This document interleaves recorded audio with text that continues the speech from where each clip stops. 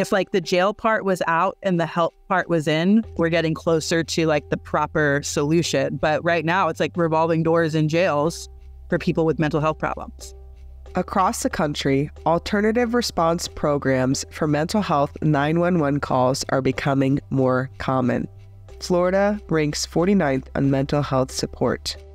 Some local initiatives do exist, but funding and support bandwidth can be a challenge. I think the bones for a system like this are already there in Gainesville. Lee Scott is the co-founder of the Links Not Locks Fellowship by Community Spring. Links Not Locks suggests redirecting county resources to alternative response, which would involve reimagining first responders and building community support networks.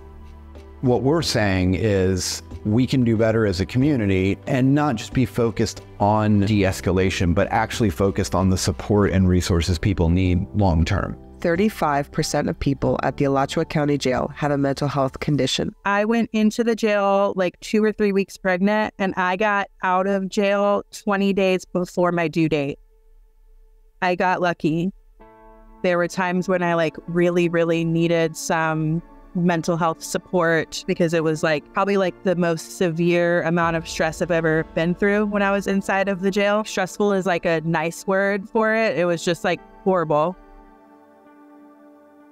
We're not just talking about mental health and addiction, we're talking about trauma. People with some support and some resources and some good luck come home and they're moving right along for about a year and a half. And at that year and a half mark, whatever trauma was unresolved that got them into the mess with the justice system, whatever trauma they incurred at the hands of the justice system, right at that 18-month mark is where people start to falter. And if they don't have support with therapeutic services, they're going to end up right back where they were because they fall back on old habits or old survival skills. Lee Scott collaborates with Emily Westerholm to provide support for individuals re-entering society after incarceration. In jail, they don't have colors, so they made it, it's always Skittles. Really? Yeah. The phone rings more than I can answer it, and the need is just very, very high. It's not that they just need post-incarceration support.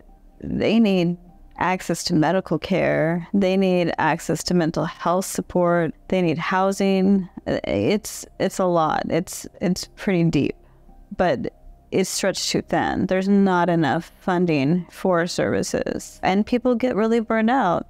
Like, okay, well, which one do I prioritize? Am I going to pick my health? Am I going to pick my mental health? Am I going to pick employment? Oh, wait, I have to pick probation or else I'm going back to jail. Folks still believe in the narrative that you can just pull yourself up by your bootstraps in general. And there's just a lot to do. So that narrative that you can just make it happen, force your way through. And if you work hard, you can, it's an illusion. And it's really harmful for people. The Links Not Locks proposal calls for Alachua County to develop a pilot program that can be launched by the end of 2024. For now, Lee, Emily, Kelly, and many other local advocates continue to do what they can to support people in their community. Residents can help too.